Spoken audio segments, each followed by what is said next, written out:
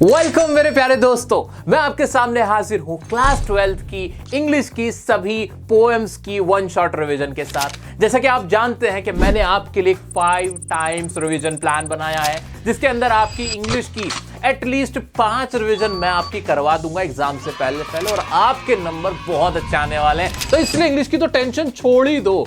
अब उसी रिवीजन की कड़ी में ये हमारी पहली रिवीजन क्लास है। इससे पहले मैं आपको वन शॉट फ्लैमिंगो की भी दे चुका हूं, वन शॉट विस्टास की भी दे चुका हूं। वो जरूर देखते हुए चलना और सब्जेक्ट को भी प्रिपेयर करते चलो, लेकिन साथ में ये रिवीजन क्लासेस देखते हुए जाना ताकि आपके इंग्लिश में बहुत अच्छे मार्क्स आए। आइए आज शुरू करते हैं। सभी पोएम्स को अच्छे से देखेंगे, एंजॉय करेंगे, इतना अच्छे से पढ़ लेंगे कि औरों को भी पढ़ा पाए कि पोएम्स का असली मतलब क्या है। आइए शुरू करते हैं। एक बार कमेंट में लिखिए आर यू रेडी और नॉट। यस लिख के मुझे अपनी हरी झंडी दे दो और मैं शुरू करता हूं आपकी पोएम्स।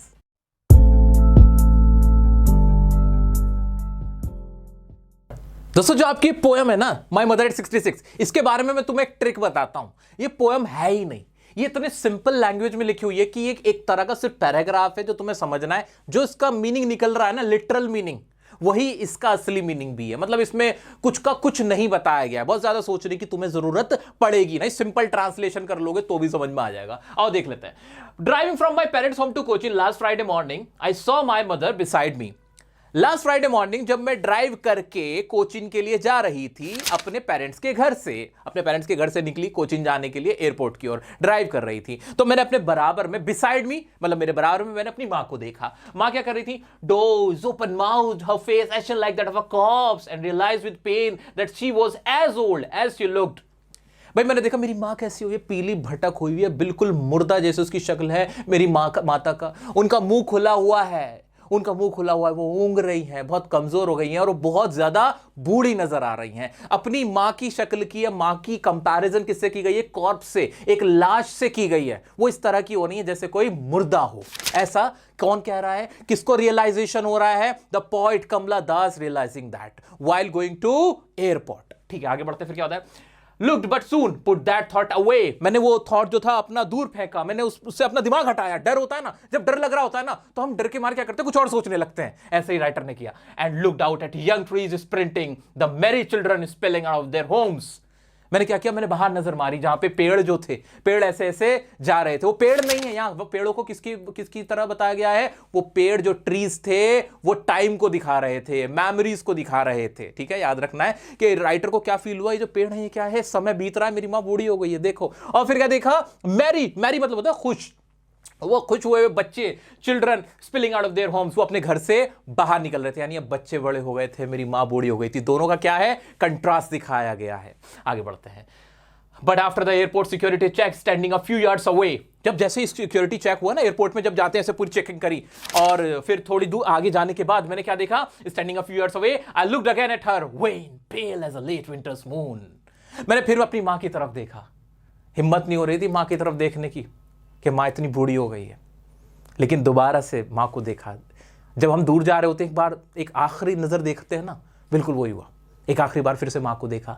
मां कैसी है? बिल्कुल पीली पड़ी हुई है, कमजोर है, बिल्कुल ऐसी है जैसे कि सर्दियों में चांद होता है ना, बिल्कुल धुंधला पीला जर्द हुआ होता है, क्योंकि वो भी ढलने के कगार पे होता है। माँ भी ऐसी हुई है, बिल्कुल कमज़ोर है, वो चमक नहीं रही है, वो फीकी पड़ गई है, पीली पड़ी हुई है। इसकी माँ की ऐसी हालत हुई है। As a late winter's moon and felt that old familiar ache, my childhood's fear। और मुझे पुराना वही डर याद आया। हर बच्चे ने अपने बचपन में एक डर जरूर महसूस किया होता है कि क्या होगा जब मेरे माता पिता नहीं रहेंगे। ये डर राइटर को दोबारा अपना फेमिलियर, मतलब जिससे उसकी जान पहचान थी, वही वाला एक वही दर्द उसको दोबारा याद आया कि ये तो बचपन में मुझे डर लगता था कि मेरी मम्मी को कुछ हो गया तो मैं क्या करूंगा, मेरी मम्मी को कुछ हो गया तो मैं क्या करूंगी। वही मुझे दोबारा वही चाइल्डहुड फियर मेरा सामने आया, वही बचपन का डर मेरे सामने आ गया। My childhood fear but all I said was see you soon अम्मा, all I did was smile smile and smile. लेकिन राइटर कहती कि मैंने कुछ नहीं कहा अपनी माँ को। अगर वो कुछ कहती तो शायद माँ और दुख में हो जाती कि मेरी बेटी जाते हुए रो रही है, परेशान है। वो खामोश खड़ी रही, बस यूं कहा दोबारा मिलूंगी मम्मा, फिर मुलाकात होगी मम्मा, जल्दी आऊंगी। अब मुस्कुराती रही अपनी माँ को देखते हुए। बहुत ही इमोशनल पोएम है, रियलिस्टिक पोएम है, गूज बम्प्स देने वाली पोएम है। जिसने भी अपने मम्मी पापा से प्यार किया है, इनफैक्ट सभी करते हैं, वो हर कोई इस पोएम को फील कर सकता है। इसमें कुछ भी नहीं है। अब इसमें मेन क्रक्स क्या है इसका, कि राइटर का फियर है। वो पेल मून से क्यों उसको कंपेयर किया गया है, विंटर के मून से माँ को, क्योंकि वो भी जैसे मून होता है ना जो ढल जाता है, सर्दियों का मून कैसा होता है, एकदम पेल कलर का होता है, जर्द कलर का होता है, इसी तरह से माँ की भी हालत है, माँ वीक हो चुकी है। ये सारी बात आपको याद रखनी है, इसमें सच कुछ याद रखने का नहीं है। सिर्फ अपने घर में अगर आपकी कोई दादी हो बूढ़ी, उनको सोच लेना उनकी क्या हालत है, और उनको खोने का डर सोच लेना, आपको हर क्वेश्चन का आंसर मिल जाएगा। सो दोस्तों, मेनली इस पोएम से जो क्वेश्चन बनते हैं वो पता क्या बनते हैं, वो बनते हैं कि बताओ जो इसमें पोइटेस है उसकी जो टोन है वो कौन सी है, टोन कैसी है। तो टोन कैसी है, सॉरोफुल है, या जिसे बोल सकते हैं इमोशनल है, या मेलनकॉलिक आप इसकी टोन को कह सकते हैं, या ये उदासी से भरी हुई टोन है। एक क्वेश्चन बनता है कि बताओ उनकी जो विंटर्स मून है, जो मदर थी, उनकी कंपैरिजन उससे क्यों की गई है, क्योंकि जो विंटर का मून होता है वो भी क्या होता है, पेल होता है, वेन होता है। जो मदर थी वो भी बहुत ज्यादा ओल्ड हो गई थी, फ्रेजाइल हो गई थी, उनका फेस पेल था, दैट्स व्हाई उनकी यहां कंपैरिजन की गई है। ये सिंपल सा आंसर हो जाएगा। एक क्वेश्चन ये बन सकता है कि बताओ जो मदर थी, मदर से वो स्माइल क्यों कर रही थी, मदर के सामने अपना दुख क्यों नहीं उन्होंने जताया जो पोएट थी। तो इसका आंसर आप इंग्लिश में क्या लिखोगे, because She did not want to upset her mother. वो अपनी मदर को क्या नहीं करना चाहती थी, अपसेट नहीं करना चाहती थी। That's why she could smile only. वो सिर्फ हंस सकी, या फिर she smiled only, वो सिर्फ हंसी। ये आप ये आंसर इसका कर सकते हो, बहुत लंबा चौड़ा लिखने की भी जरूरत नहीं पड़ेगी, ठीक है। ये इस तरह के और भी क्वेश्चन बहुत सारे बन सकते हैं। एक क्वेश्चन और मेरे ध्यान में आ रहा है कि जैसे इसमें ना जो चिल्ड्रंस है, मैरिड चिल्ड्रन क्यों दिखाए हैं, यहाँ पे कंपैरिजन क्यों की है, क्योंकि वो क्या थी, कंट्रास्टिंग सिचुएशन दिखाई है, क्योंकि मदर क्या है, ओल्ड है, अब फ्रेजाइल हो गई, वीक हो गई है। वहीं जो बच्चे हैं, चिल्ड्रन किसको शो करते हैं, जवानी को, यंग डेज को, इसको शो करते हैं, न्यू लाइफ को शो करते हैं। तो ये इसलिए यहाँ पे इन दोनों की कंपैरिजन की गई है। इस तरह के और भी क्वेश्चंस ना, जो हमारा जो लाइव रिवीजन होगा ना, उसके अंदर मैं बहुत सारे क्वेश्चन आपको डिस्कस कराऊंगा। कैसे उनके आंसर लिखने ना, लिख के ही बताऊंगा, ताकि तुम भी लिख सको। और अभी के लिए तुम्हें क्या करना है, अभी के लिए आपको मेरे दोस्त ये करना है कि जो आपके सीबीएसई के क्वेश्चन बैंक है ना, उनको सॉल्व करो। कॉम्पिटेंसी बेस्ड क्वेश्चन है, उनको सॉल्व करो। इससे ना आपका कॉन्फिडेंस बढ़ेगा, और मुझे पूरी उम्मीद है तुम्हें ना इनके सबके आंसर आते होंगे। अब एक चीज और रह गई थी इसमें, कि मेटाफर कौन सा यूज हुआ है। मेटाफर भाई बार बार a late Knight Moon use हुआ है, जो कि एक मेटाफर है, जो किसको दिखा रहा है, मदर को दिखा रहा है। एलिट्रेशन भाई, जिसमें भी बार बार डाडा की आवाज है, पापा की आवाज है, वो सब एलिट्रेशन हो जाते हैं। पोएटिक डिवाइस की पहले वीडियो दे रखी है, एक और बना दूंगा, आराम से देख लेना, यहां टाइम आपका वेस्ट नहीं करूंगा। बढ़ते हैं हमारी नेक्स्ट पोएम की तरफ। हमारी नेक्स्ट पोएम है कीपिंग क्वाइट। इसका मतलब क्या निकल रहा है, इसका मतलब तो ये निकल रहा है कि खामोश रखना, सबको चुप रखना। अब उससे क्या होगा वो देखते हैं। भाई पोएम लिखी है पेब्लो नेरूडा, और वो कौन सी थी, वो किसकी थी, मम्मी नाम बताना, मम्मी किसकी मम्मी थी, आवाज नहीं आई, अभी किसकी मम्मी की बात हुई थी, हाँ जरा बताओ, जरा कमेंट में बताना किसकी मम्मी की बात हुई थी, 66 साल की किसकी मदर थी वो। हाँ जी, कीपिंग क्वाइट है पेब्लो नेरूडा, नाम ही बड़ा प्यारा सा है, पेब्लो नेरूडा। अब इसमें क्या कह रहे हैं, पहले इसका क्रक्स देख लेते हैं शॉर्ट में। Role of stillness in life. Stillness का मतलब होता है ठहराव, खामोशी। कि जो ठहराव है या खामोशी है, उसका हमारे जीवन में क्या रोल होता है, क्या भूमिका होती है, ये इसमें बताया गया। Keeping quiet will bring us the peace of the mind. भाई खामोशी रहते तो दिमाग में क्या होगा, पीस होगा, शांति होगी, सुकून होगा। इंट्रोस्पेक्ट का मतलब होता है इंट्रो यानी खुद का, स्पेक्ट मतलब इंस्पेक्ट करना, यानी खुद के बारे में झांकना, अपने गिरेबान में झांकना, अपने अंदर झांकना। Introspect and understand ourselves better. इससे क्या फायदा होता है, आप अपने आप को इंट्रोस्पेक्ट कर पाते हो कि मेरे अंदर क्या कमियां हैं, क्या खूबियां हैं, और अंडरस्टैंड कर पाते हो अपने आप को अच्छे मैनर में, अच्छे तरीके से। No harm done by anyone.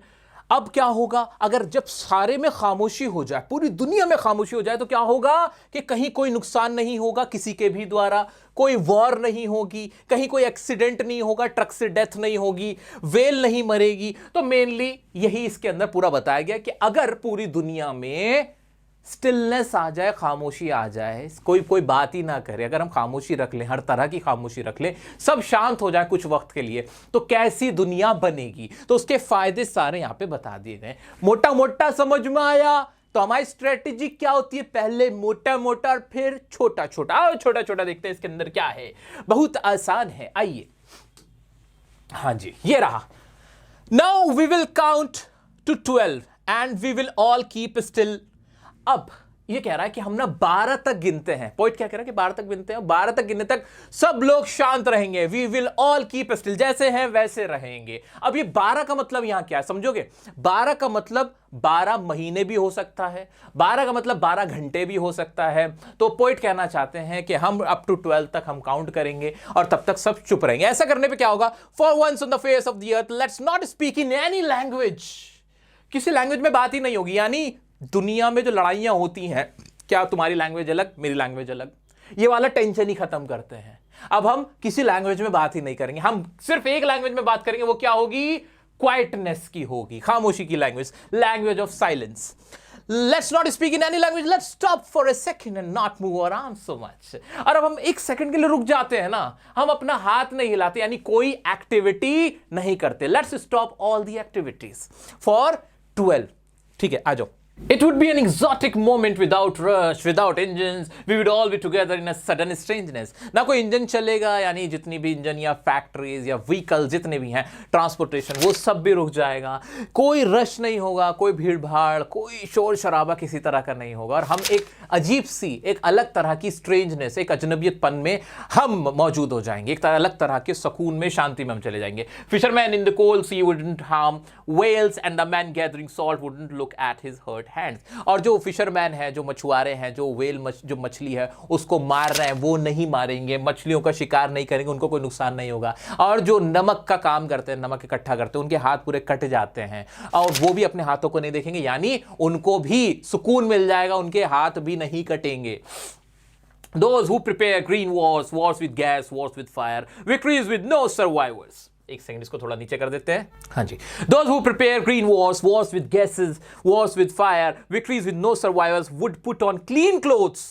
और जो लोग जो लड़ाइयाँ लड़ते हैं, जंगें लड़ते हैं, या फिर इनको दूसरी तरह से भी समझाया गया है कि वो लोग जो डिफोरेस्टेशन करते हैं, जो एनवायरनमेंट को नुकसान पहुंचाते हैं, खराब गैस पोल्यूशन करते हैं ना, फैक्ट्री लगाते हैं, बिजनेसमैन लोग हैं या कंट्रीज हैं, वो लोग जो काम करते हैं, वो सब ना सब खत्म हो जाएगा, किसी तरह की वॉर नहीं होगी, किसी तरह का एनवायरनमेंट को नुकसान नहीं होगा। और विक्ट्रीज विद नो सर्वाइवर्स, ये उस विक्ट्री की बात कर रहे हैं कि जब दो देशों के बीच जंग होती है, उसमें कौन सर्वाइव करता है? कोई नहीं, सब मर चुके होते हैं, कोई नहीं जीतता है। ठीक है, तो उस वॉर को भी रोकने की बात पैब्लो नेरूदा साहब कर रहे हैं। Would put on clean clothes. Clean clothes का मतलब यहां पे क्या हो रहा है? पुट ऑन क्लीन क्लोथ्स का मतलब एक फ्रेश स्टार्ट लेंगे, सब लोग एक फ्रेशनेस के साथ एक नई जिंदगी की शुरुआत करेंगे। And walk about their brothers in the shade doing nothing. और अपने भाइयों के साथ, ये जो पूरी ह्यूमैनिटी है, ये सब भाई तो हैं, अपने भाइयों के साथ एक छत के नीचे बैठेंगे शांति से और कुछ वक्त गुजारेंगे। What I want shouldn't be confused with total inactivity. मैं यहां पे पोइट कह रहा है कि मैं ये नहीं कह रहा कि बिल्कुल ही कुछ मत करो, खाली बैठ जाओ। उसका कहने का मतलब ये नहीं है, ये इंपॉर्टेंट है, पोएम का इंपॉर्टेंट पार्ट है। Life is what it is about. I want no truck with death. Writer कह रहा है मैं ना ये नहीं चाहता कि सब लाइफलेस हो जाएं, कि सब मर जाएं। मैं शांति चाहता हूं ताकि आप अपने अंदर झांक के देख सकें, इंट्रोस्पेक्ट करें, वॉर्स ना हो, लोग ये जो पोल्यूशन फैला रहे हैं, एनवायरनमेंट को खराब कर रहे हैं, वेल्स को मार रहे हैं, अपने आप को हर्ट कर रहे हैं, वो सब रुक जाए। तो राइटर ये चाहता है, वो टोटल इनएक्टिविटी या डेथ नहीं चाहता है। आगे क्या कह रहा है? If you are not so single minded about keeping our lives moving, अगर हम सिर्फ एक तरह से ना सोचते हुए अपनी जिंदगी ना गुजार रहे होते तो हम क्या कर सकते थे? And for once could do nothing, perhaps a huge silence. या राइटर कहना चाहता है कि हम क्या कर रहे हैं, हम ना सिर्फ एक तरह से अपनी लाइफ को गुजार रहे हैं जहां हम भाग रहे हैं, बस भाग रहे हैं, हम एक दूसरे को मार रहे हैं, लड़ रहे हैं, कंपटीशन के अंदर हैं, हम किसी की जान ले रहे हैं, किसी को तकलीफ पहुंचा रहे हैं। और हम एक काम कर सकते हैं कि हम ना एक ह्यूज साइलेंस एक बार अडॉप्ट कर लें। हम क्या करें, हम ना शांति से बैठ के सोचें, अपने आप को इंट्रोस्पेक्ट करें, जो हमने अचीव किया है उसको खुश हो, उसे एंजॉय करें। Perhaps a huge silence might interrupt this sadness. हमारे अंदर जो सैडनेस आ गई है, डिजेक्शन है, फ्रस्ट्रेशन है, हम बहुत डिप्रेशन में आए हुए हैं, वो हमारा खत्म हो सकता है। हमारी सैडनेस की जो क्योर है वो किसके अंदर है? ह्यूज साइलेंस के अंदर है। Once you get quiet, you can feel the beauty of silence around you. You can feel the beauty of pleasure around you, कि क्या आपने अचीव किया है, क्या प्लेजर आपको मिल रहा है, वो आप फील कर सकते हो once you get silent. Okay? और क्या कह रहे हैं? Never understanding ourselves and of threatening ourselves with death. हम क्या कर सकते हैं, हम ना खुद को समझ ही नहीं पाते, हम अपने आप को बता ही नहीं पाते कि हम असल में खुद से चाहते क्या। हम बस मौत से डरते रहते हैं, खुद को डराते रहते हैं कि हम मर जाएंगे या हम किसी को मार देंगे, इसलिए हम दूसरे की जान के भी दुश्मन बने रहते हैं। हमारे दिमाग में बस ये चलता रहता है। Now I will count up to 12 and you keep quiet and I will go. अब आप 12 सेकंड तक गिरना, 12 तक गिरना और मैं यहाँ से चला जाऊंगा। तो यहाँ से बड़े खूबसूरत तरीके से पोएट ने अपने अलविदा ली है। तो दोस्तों बड़ी प्यारी सी पोयम है। इसमें जो बार बार जो क्वेश्चन बनता है ना, मोटा मोटा इसका समझ में क्या आ रहा है तुम्हें कि राइटर क्या करना चाहता है, इंट्रोस्पेक्ट करना चाहता है, राइटर खुद को अंडरस्टैंड करने को कहता है, राइटर वॉर नहीं चाहता, राइटर एनवायरमेंट फ्रेंडली एक दुनिया चाहता है, राइटर जो यूनिवर्सल ब्रदरहुड है, इंपॉर्टेंट वर्ड है याद रखना, क्या यूनिवर्सल ब्रदरहुड को बढ़ावा दे रहा है, प्रमोट कर रहा है। राइटर को वॉर बिल्कुल नहीं पसंद, राइटर को डेथ नहीं पसंद, राइटर लाइफलेस होने को नहीं कहता है। राइटर किसको प्रमोट कर रहा है, राइटर हार्मनी को, राइटर पीस को प्रमोट कर रहा है, लव को प्रमोट कर रहा है, यूनिटी को प्रमोट कर रहा है। तो ये सारी चीजें कौन प्रमोट कर रहा है, राइटर। राइटर एक ऐसी दुनिया चाहता है जहां सब लोग शांति से बैठे, वॉर ना करें, आप किसी भी बेस पे एक दूसरे से डिस्क्रिमिनेशन ना करें, आपके जो डिस्प्यूट्स हैं वो ना हो। ये सारी बातें याद रखनी, क्योंकि एक्सट्रैक्ट बेस्ड क्वेश्चन में ना इसी तरह का क्वेश्चन पूछा जाएगा कि राइटर क्या डेथ चाहता है, पूरी दुनिया सब मर जाए। तो आप क्या कहोगे, नहीं भाई, नहीं भाई, ए भाई, ए भाई, राइटर डेथ नहीं चाहता, वो क्या चाहता है, इंट्रोस्पेक्शन, अंडरस्टैंड करने को कहता है। दोस्तों कीपिंग क्वाइट से रिलेटेड जो भी क्वेश्चन आप अटेम्प्ट करो उसका आपको आंसर सोचना है। तो अपने माइंड में पता है क्या रखना है, एक ट्रिक बता रहा हूं, ध्यान से सुन लेना।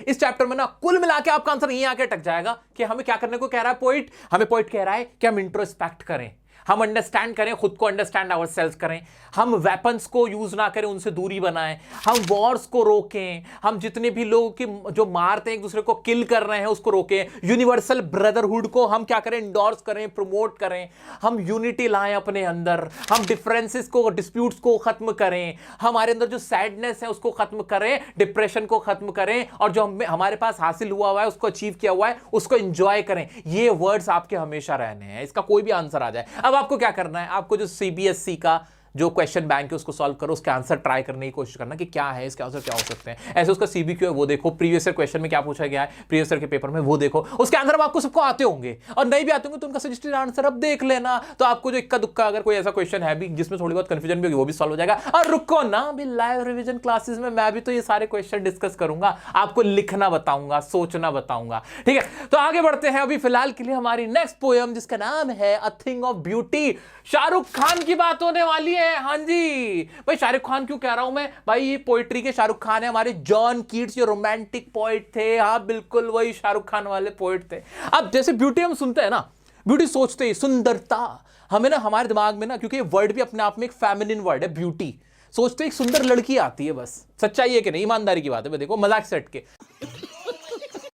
लेकिन ब्यूटी का मतलब सिर्फ लड़की नहीं होता, ब्यूटी का मतलब भाई, ब्यूटी का मतलब और भी बहुत सारी चीजें, दुनिया में और भी बहुत सारी चीजें होती हैं। यही नहीं कि सिर्फ हमने ब्यूटी को एसोसिएट कर रखा है एक सुंदर लड़की से या सुंदर लड़के से भी समझ लो, लेकिन इसका यह मतलब नहीं होता, ब्यूटी का मतलब कुछ और भी होता है। पोएट ने हमें यहां यह समझाने की कोशिश करी है कि तुम हमेशा, पूरा बॉलीवुड उठा के देख लो ना, तुम जितने गाने बने ना वो औरत की सुंदरता पे बने, इतना अजीब सा माहौल है ना। फिर पता है ऑब्जेक्टिफाई सबसे ज्यादा अगर किसी औरत को या लड़की को किया है ना, वो बॉलीवुड ने तो किया। सारे गाने आंखों से लेके बातों तक और बालों तक, कहता नहीं क्या क्या गाने सारे हुए बना रखे हैं कि तेरी हीरे जैसी आंखें, आंखों में है रस की बरसातें और बातों में है तेरी है, और फूलों सा चेहरा तेरा, तुझे देखे तो दुल्हन भी हैरान है, नहीं क्या क्या बना रखे हैं। सारे लड़कियों पे ऑब्जेक्टिफाई किसने किया है, बॉलीवुड ने किया। लोगों ने खूब कान बजा बजा के गाने वो बजाए और सुने भी हैं, सबने सुने, और बाद में फिर कहते हैं कि ऑब्जेक्टिफाई कर दिया। अरे हमने खुद किया है, हम यहां पे आके खुद खड़े हुए हैं जहां हमने लड़की को ऑब्जेक्टिफाई किया। उसकी आंखें ऐसी, नाक ऐसी, अच्छा जिसकी आंखें अच्छी नहीं वो ये कि गोरी हो कलैया, पिन्हा दे मुझे हरी हरी चूड़ी, अच्छा जिसकी कलाई गोरी नहीं है काली कलाई है, फिर मजा आया, वो क्या हरी चूड़ी ना पहन। मतलब देखो ना, हमने खुद डिस्क्रिमिनेट किया। Anyway let's back to the topic. A thing of beauty में जॉन कीट्स ने बहुत प्यारा काम किया।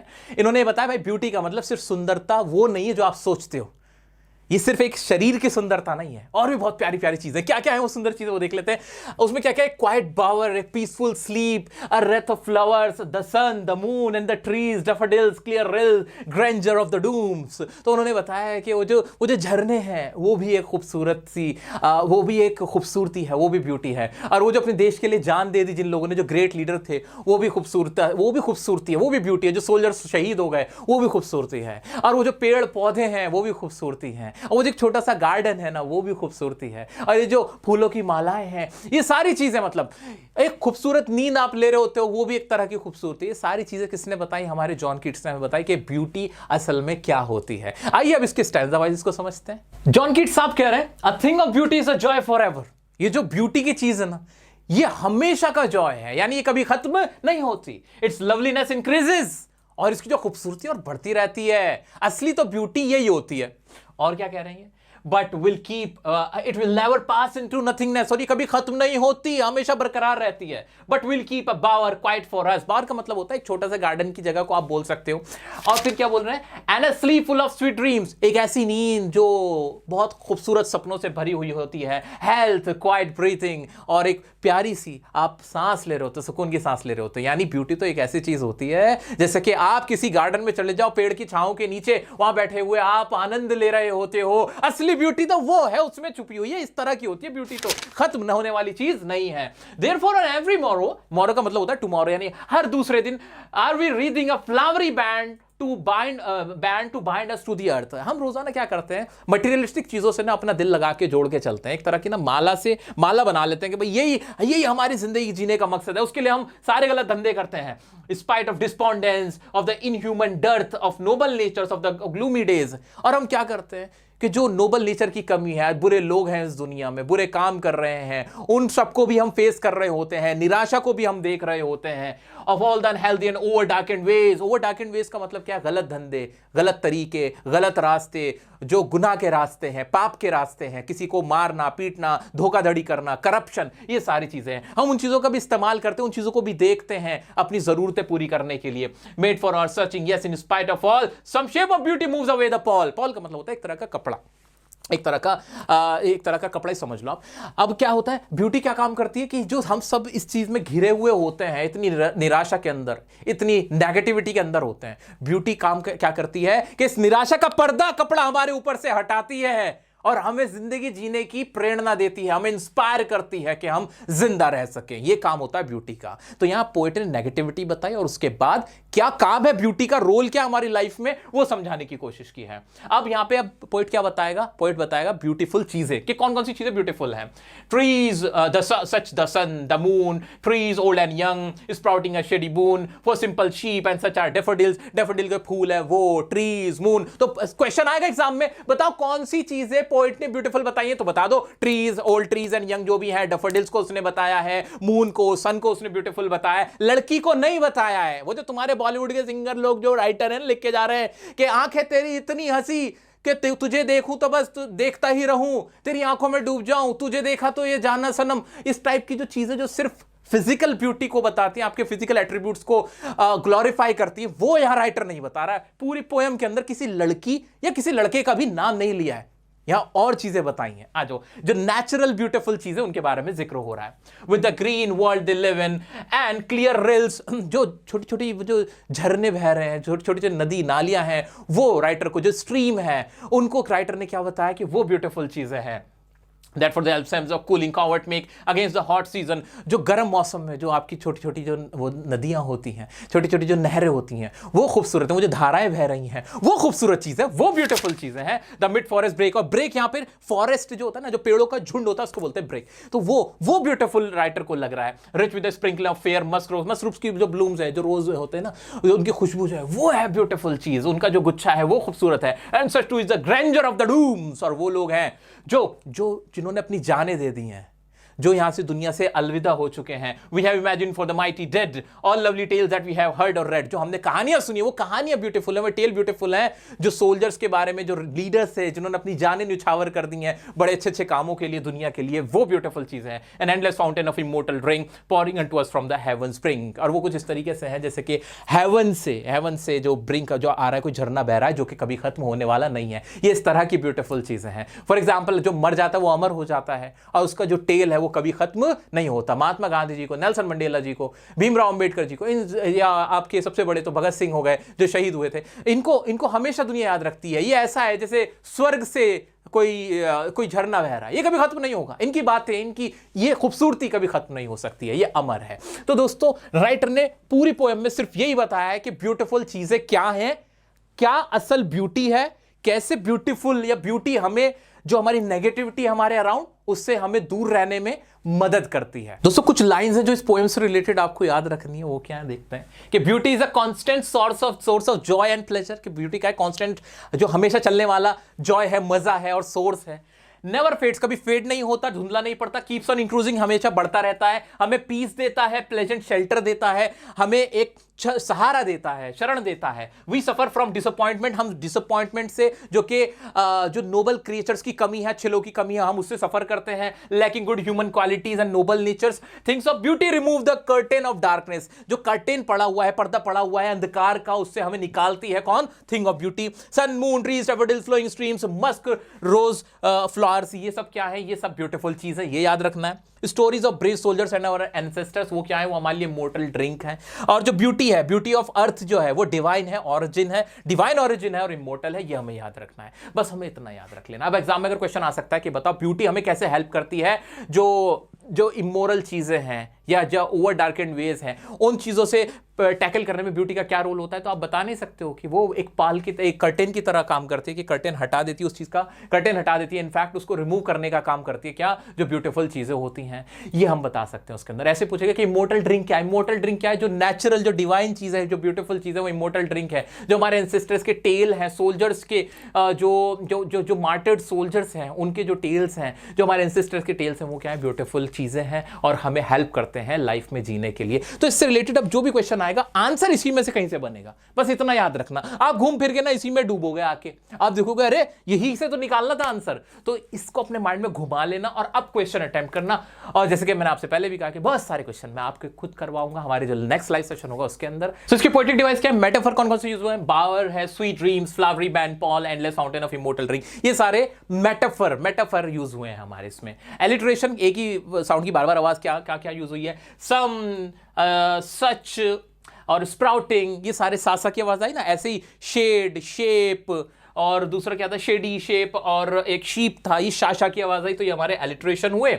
और क्या है इसके अंदर? इमेजरी हमारी क्या है? ये सारी हमारी इमेजरी यूज हुई है। ऑलमोस्ट सब कुछ तो इमेजरी में ही था हमारा, इमेजरी ही हमारी सबसे ज्यादा यूज हुई थी इसके अंदर। इन्वर्जन, रेपिटेशन आप देख ही सकते हैं। ऑक्सीमोरॉन हमारा माइटी डेड था, जो हमारा एक इसमें ऑक्सीमोरॉन था। इंपॉर्टेंट है, जो इंपॉर्टेंट है वो ज्यादा बता रहा हूं। और राइम स्कीम आप देख ही लेना, AABB CCDD इसकी राइम स्कीम थी। बाकी ये सारी चीजें और डिटेल में हम अगेन आयल से हम लाइव सेशन में भी करेंगे, तो बिल्कुल चिंता मत करना। अभी एक ना मोटा आइडिया लेते रहो, थोड़ा छोटा आइडिया लेते रहो, क्वेश्चन सॉल्यूशन और उनके आंसर्स ना अटेम्प्ट करके देखते रहो। कॉन्फिडेंस आ ही जाएगा और रिवीजन करेंगे और कॉन्फिडेंस आएगा, फिर वो वाली रिवीजन होगी जिसमें कॉन्फिडेंस वहां होगा। अब नेक्स्ट पोएम है हमारी आंट जेनिफर्स टाइगर्स। आपने एड्रियन रिच की पोएम क्लास 10th में भी पढ़ी थी, द ट्रीज, और क्लास 12th में भी इन्हीं की है, आंट जेनिफर्स टाइगर्स। अगर आपको याद आ रही हो मैंने जब आपको पढ़ाई थी द ट्रीज, तो मैंने कहा था कि एक फेमिनिस्ट पोइट है, ये औरतों की बातें करती हैं, विमेन एम्पावरमेंट की बातें करती है, जो विमेन के मुद्दे हैं उनको उठाती है हमारी एड्रियन रिच। वही इनकी पोएम है आंट जेनिफर। आंट मतलब कोई आंटी है, जेनिफर आंटी है,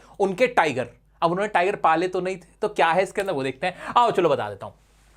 Aunt Jennifer's tigers prance across a screen, bright topaz denizens of a world of green। एक एक वर्ड का मतलब बताऊंगा तुम्हें ना, दिल खुश हो जाएगा तुम्हारा सुन के कि क्या खूबसूरत लाइन लिखी है। आंट जेनिफर के जो टाइगर है वो प्रांस मतलब होता है उछलकूद करना। अक्रॉस स्क्रीन, एक स्क्रीन है उसके ऊपर उछलकूद कर रहे हैं। कौन? आंट जेनिफर के टाइगर, यानी ये टाइगर असली नहीं है। तो फिर क्या है?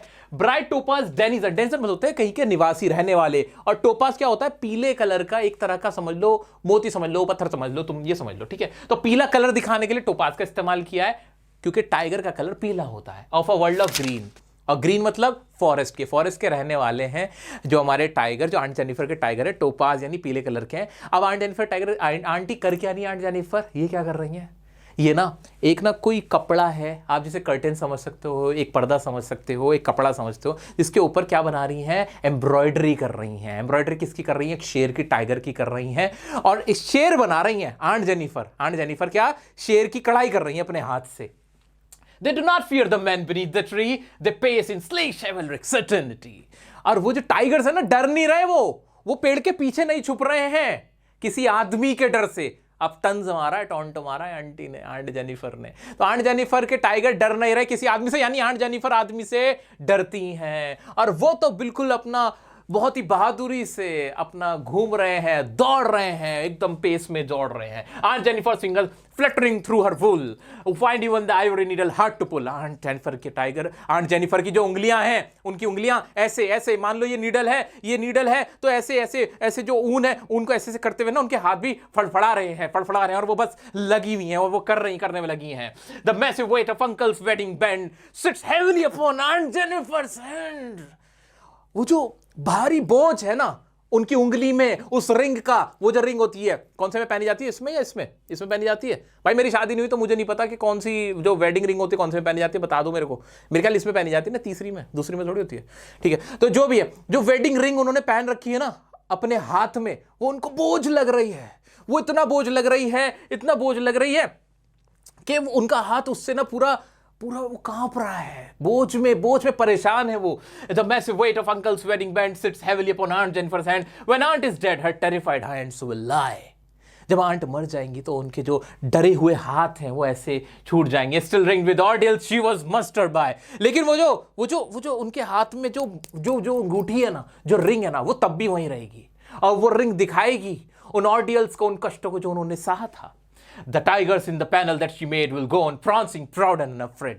लेकिन जो उनकी सोच थी, वो जो टाइगर्स उन्होंने बनाए थे, जो आजादी की जो उनकी ख्वाहिश थी, वो डिजायर्स थे, वो तब भी ऐसे ही दौड़ते रहेंगे, वो खत्म नहीं होंगे। यानी आंटी मर जाएंगी, आंटी खत्म हो जाएंगी, लेकिन उनकी सोच कभी नहीं मरेगी। जो उनके जज्बात थे, जो उनके ख्वाहिशात थे, उनके डिजायर्स थे, वो मरेंगे नहीं। तो सबसे इंपॉर्टेंट इस पोएम में जो बार बार क्वेश्चन आता है वो रिंग का आता है, कि वो जो बर्डन है ना, मैरिज की जो रिंग है, वेडिंग रिंग है, वो एक बर्डन है। क्यों?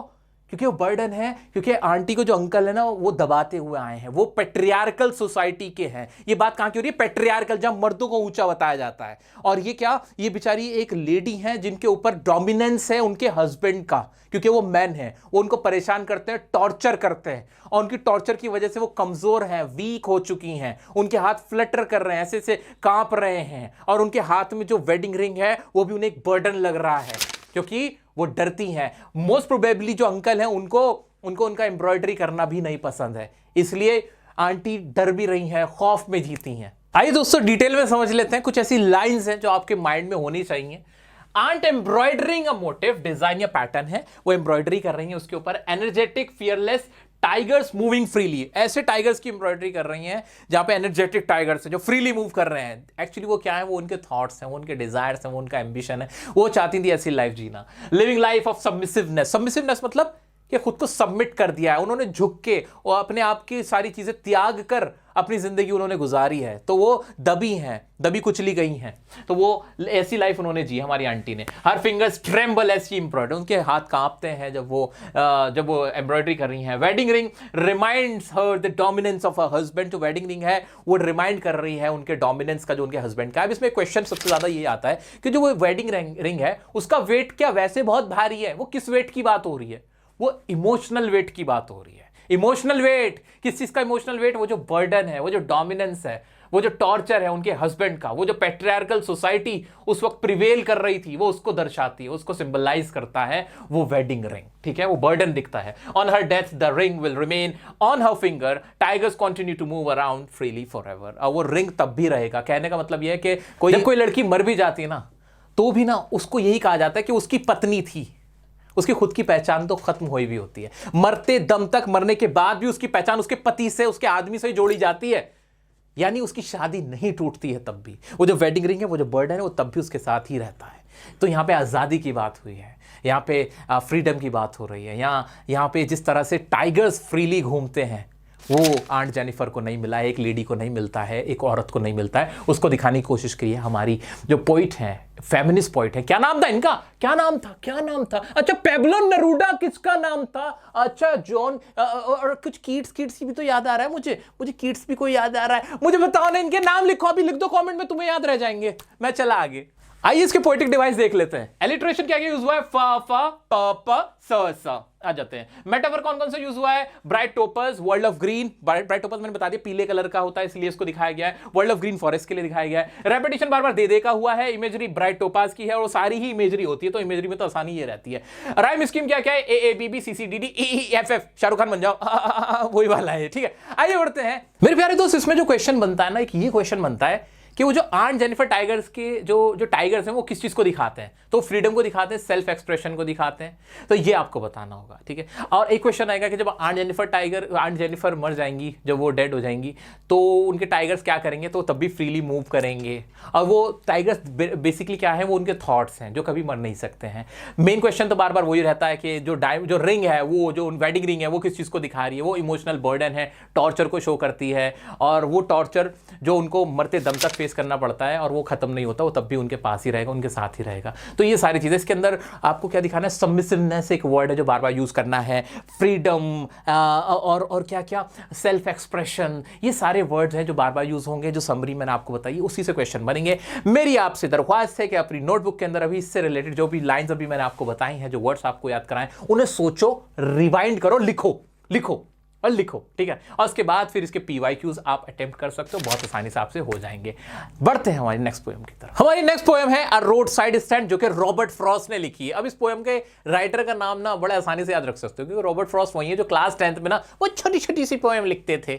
अब यहां पर इन्होंने सारा बदला ले लिया। सबसे बड़ी पोएम तुम्हारी यही है भाई, इससे बड़ी पोएम तो कहीं की किसी की है ही नहीं, ठीक है। पूरी लंबी चौड़ी पोएम है रॉबर्ट फ्रॉस्ट की, अ रोड साइड स्टैंड। अब इसके जैसे नाम से पता चलता है कि रोड साइड के स्टैंड, जो रोड पे जो स्टैंड बने होते हैं, उसमें जो खोमचे उमचे लगा लेते हैं, फ्रूट सेलर होते हैं, वेजिटेबल सेलर होते हैं, उनके दर्द को बयान करती हुई हमारी पोएम है रॉबर्ट फ्रॉस्ट की। लंबी चौड़ी पोएम है, मेनली इसका क्रक्स पता होना चाहिए। आइए पता करते हैं। The little old house was out with a little new shed. एक छोटा सा हाउस है, छोटा सा घर है, और उस पे ऐसे टीन टब्बर पड़ा हुआ होगा, कुछ इस तरह का घर होगा, छोटी सी शेड डली हुई है। In front of the edge of the road, बिल्कुल रोड के किनारे पे बना हुआ है, विद द ट्रैफिक स्पीड, जहां से ट्रैफिक जा रहा होता है। A road side stand that too pathetically played, it won't be fair to say for a dole of bread. और वो ये भी नहीं कह रहे कि भाई हमें आप रोटी वोटी दे दो, वो के डॉल ऑफ ब्रेड दे दो, बस वो वहां पे अपना रोजी रोजगार का जो थोड़ा सा जुगाड़ है, वो सामान बेच रहे हैं ताकि हमारे 2 पैसों की अर्निंग हो जाए, वो इसलिए वहां बैठे हैं, आपसे भीख मांगने के लिए नहीं बैठे हुए। It won't be fair to say for a dole of bread, but for some of the money the cash whose flow supports the flower of cities from singing with in fret. बस उन्हें cash ही चाहिए, cash flow ही होना चाहिए, यानी आप उनसे कुछ खरीद लो इसलिए बैठे हैं, आपकी भीख लेने लिए बैठे हुए हैं।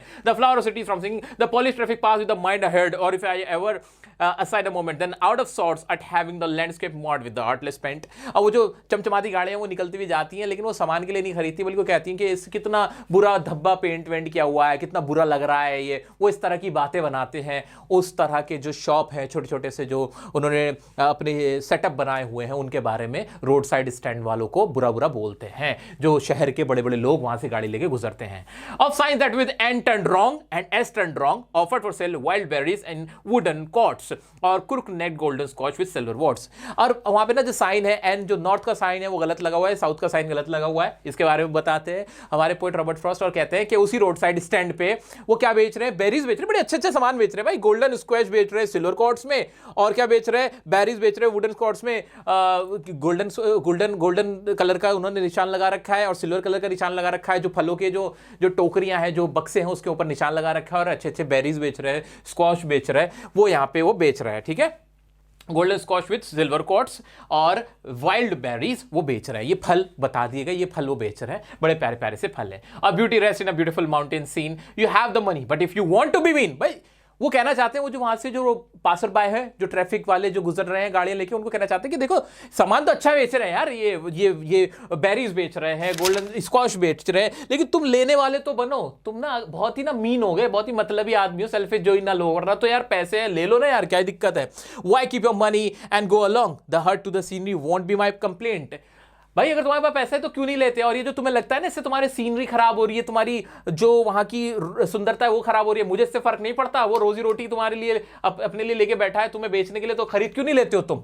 सो much as the trusting sorrow of what is unsaid. Here far from the city we make our roadside stand and ask for some city money to feel in hand and give us the life of the moving pictures promise that the party in power is said to be keeping from us. इसमें अब आगे writer कहता है कि भाई उन्होंने तो एक विश्वास पे, एक भरोसे पे अपना रोड साइड स्टैंड लगाया था, जहाँ पे उन्हें लगा था कि जो हमने ये जो जैसा कि कहा जाता था कि भाई अपना कोई भी कारोबार शुरू करो तो लोग आएंगे, उन्होंने इस भरोसे पे लगाया था कि हमने कारोबार शुरू किया है, लोग आएंगे, हमसे फल खरीदेंगे और कैश का इनफ्लो होगा, आउटफ्लो होगा, हमारी कमाई होगी। लेकिन ये जो भरोसा था वो भरोसा अब उन्हें तकलीफ देता है। वो उदास हैं कि हमने इस प्रॉमिस पे, ये जो वादा किया जाता है कि ऐसा करो तो तुम्हारा भाई मेहनत करो तो काम सफलता मिलती है, काम करो तो पैसा कमाया जाता है, अब उन्हें उसके ऊपर चोट पड़ रही है। एंड ये was the life of the moving pictures promise. जैसे कि पिक्चर्स में दिखाया जाता है, तस्वीरों में वो देखते हुए आए थे कि मेहनत करो तो फल मिलता है, कोशिश करो तो, या फिर बिजनेस कोई छोटा मोटा स्टार्ट करो तो लोग आएंगे, कस्टमर आएंगे, ये उम्मीद, उनको उम्मीद को यहाँ पे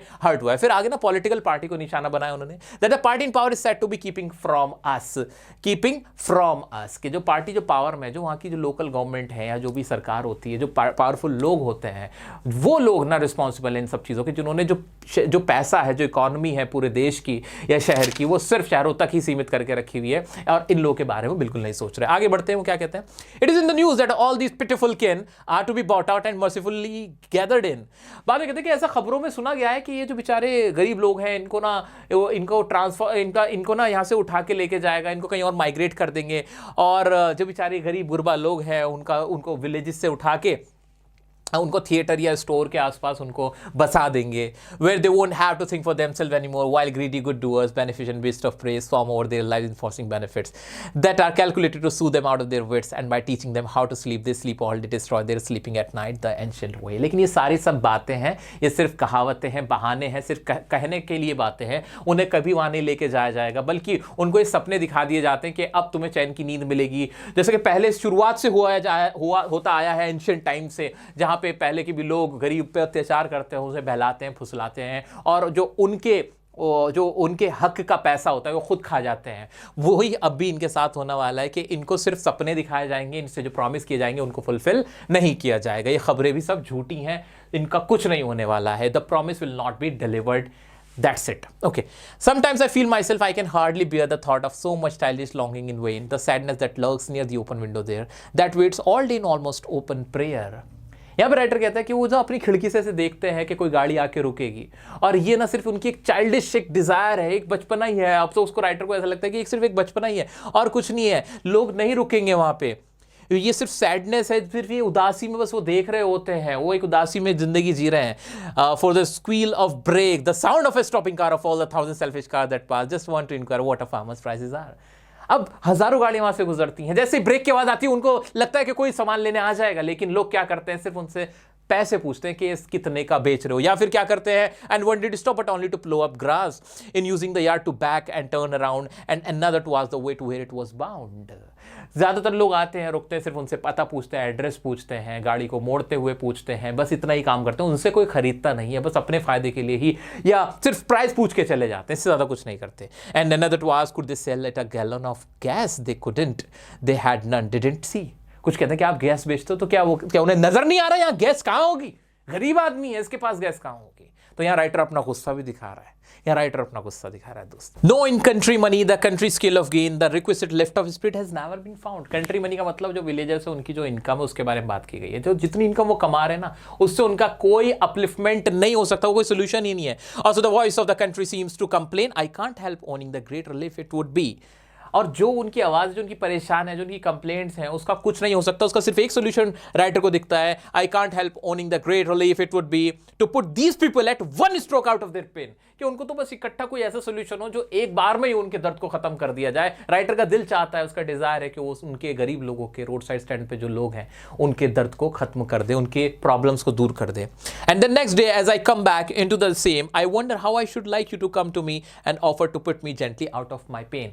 तो पहले तो राइटर को मन होता है कि किसी तरह एक झटके में इनकी सबकी प्रॉब्लम खत्म हो जाए, लेकिन फिर राइटर जब होश में आता है उसको लगता है ये चीज़ बड़ी मुश्किल है, ऐसा नहीं हो सकता, और वो बहुत ही अपना दर्द बयान करता है। And he feels so helpless कि वो इन लोगों के लिए कुछ नहीं कर पा रहा है और सच कोई सोल्यूशन भी नहीं है। इसका सिर्फ एक ही सोल्यूशन है, वो क्या कि जो शहर के अमीर लोग हैं, पावरफुल लोग हैं, वो रुके वहाँ, उनसे फल खरीदें, उनको हेल्प करें और उनको इस निगाह से ना देखें, उनको मीगर ना समझें। तो यही पूरी एक पोएम की कहानी है। आइए देखते हैं इसमें से इंपॉर्टेंट क्या क्वेश्चन पूछे जा सकते हैं। दोस्तों तो रोड साइड स्टैंड जैसे पोएम को सोचोगे तो बड़ी पोएम है, इसको थोड़ा सा शॉर्ट करते हैं कि इसमें क्या क्या मेनली रोड साइड स्टैंड है, शेड लगा रखा है, सेल कर रहे हैं, क्या फ्रूट सेल कर रहे हैं, वाइल्ड बेरीज और गोल्डन स्क्वैश को सेल कर रहे हैं। एक्सपेक्ट कर रहे हैं कि जो पासिंग कार्स हैं या पासर बाय हैं वो अपनी कार्स को स्टॉप करें और परचेज करें, लेकिन वो लोग क्या कर रहे हैं, सिर्फ ग्लांस कर रहे हैं, सिर्फ देख रहे हैं और वो सिर्फ रेस्टरूम पूछ रहे हैं, प्राइस पूछ रहे हैं, एड्रेस पूछ रहे हैं, गैस यानी फ्यूल पूछ रहे हैं, उनसे खरीद नहीं रहे हैं। इतनी कहानी है ना, इतनी कहानी है ना। और क्या हो रहा है, और वहां पे क्या हो रहा है, फिर राइटर क्या कहता है, राइटर कहता है लोकल अथॉरिटी वो इसके लिए जिम्मेदार है।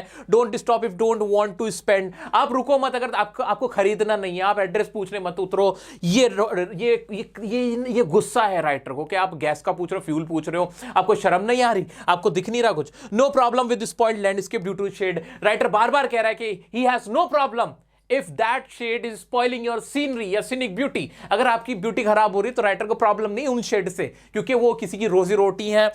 Poet wants to change the life of the villagers, जो भी फार्मर्स विलेजर्स वहां पर हैं वो उनकी लाइफ चेंज करना चाहता है, उसके लिए वो बहुत पेन में है, वो देख के उससे रहा नहीं जा रहा है। ये टोटल कहानी है। अब इसके ऊपर क्वेश्चन पूछा जाएगा कि बताओ राइटर या जो हमारे पोइट है वो विलेजर्स को क्यों बहुत ज्यादा सिंपैथी है, सिंपैथाइज कर रहे हैं, क्यों प्रॉब्लम, क्योंकि वो जानते हैं कि वो बहुत गरीब लोग हैं, they are selling fruits, they are selling berries, but people are not stopping their cars. तो ये पूरा इसके अंदर रीजन बता देना, बार बार वही रिपीट होना है। दूसरी बात कि लोग वहां पे रुक रहे तो क्या पूछ रहे हैं। एक क्वेश्चन ये बनता है कि जो कार्स हैं वो रुक भी रही हैं कि नहीं, और वो रुक क्यों नहीं रही हैं, वो खरीद क्यों नहीं रही हैं, या वो क्या कर रही हैं वहां पे जो कार्स वहां से निकलती हुई जा रही हैं, जो पासर्स बाय। तो बताएं कि they are not stopping, if they are stopping तो वो क्या कर रहे हैं, वो सिर्फ वहां पे एड्रेस पूछ रहे हैं, फ्यूल पूछ रहे हैं। वो वाली लाइंस आपकी एज इट इज उसमें आ जाएंगी, इस तरह के क्वेश्चन आ जाएंगे। अब इसका सबसे ज्यादा मजेदार पता क्या है, अब ना आप इसके प्रीवियस क्वेश्चन उठा के देखो और उसमें क्या क्वेश्चन आए वो देखेंगे और आपको, मुझे पूरी उम्मीद है आपको आंसर पता ही होंगे, और जो इसके और क्वेश्चन है वो हम हमारे लाइव रीजन में अच्छे से पढ़ेंगे और इसको पक्का कर लेंगे। तो दोस्तों वीडियो को लाइक करना अगर आपको अच्छा लगा हूं मैं, और मेरी कोशिश और मेरे साथ जुड़े रहना। देखो अब ना जो भी आपको क्लास 12 से रिलेटेड कुछ भी चैनल पे अपडेट होता है वो दिखे ना, उसको देखना जरूर। सारे सब्जेक्ट को अपने तैयार करते हुए चलो, कोई दिक्कत नहीं है, लेकिन आधा घंटा पौना घंटा जो मैं छोटी छोटी सी वीडियो आपके लिए ला रहा हूं ना, ये एग्जाम तक देखना जरूर। मैं खुद कह रहा हूं कि अगर आप क्लास 12 में हो ना तो अपनी केमिस्ट्री पकड़ो, फिजिक्स पढ़ो, अपना मैथ्स पढ़ो, अपना अकाउंट्स पढ़ो, बिजनेस पढ़ो, ज्योग्राफी पढ़ो, मुझे नहीं फर्क पड़ता, मैं तो खुद कह रहा हूं अपना टाइम बचाओ। लेकिन इंग्लिश के लिए ना बिल्कुल मत छोड़ के चलो। मेरे साथ पढ़ रहे हो ना तो लास्ट डे के लिए पे डिपेंड मत रहना कि लास्ट डे पे ही पढ़ लूंगा। अभी जो मैं आपको रिवीजन क्लासेस देता रहता हूं ना, ये दे रहा हूं, मेरा पूरा प्लान है आपके लिए, क्योंकि मैं तो आपको सारे सब्जेक्ट पढ़ने, मुझे तो सिर्फ इंग्लिश पढ़ाना है ना, तो मैंने आपका प्रॉपर रिवीजन प्लान बनाया हुआ है, आपको पता भी नहीं चलेगा और ये सब आपको याद हो जाएगा अपने आप ही। तो बस आधा घंटा 1 घंटा जरूर दे दिया करो 2-3 दिन में, जो भी कोई एक वीडियो आए ना उसे देखा जरूर करो, और जो कहूं उसे मानते रहो, और आपके 80 में से 80 लाने से फिर कोई नहीं रोक सकता। बस अपना साथ मेरे साथ बनाए रखें, वीडियो को शेयर करो अपने सभी दोस्तों के साथ, ताकि औरों तक भी जाए, हमारी मेहनत कामयाब हो जाए। कमर में दर्द हो जाता है, सच में दर्द हो जाता है, लास्ट में आके ना सच में कमर दर्द करने लगती है। मिलते हैं नेक्स्ट वीडियो में नेक्स्ट टॉपिक के साथ, तब तक के लिए डियर सर के साथ। I love you all, bye.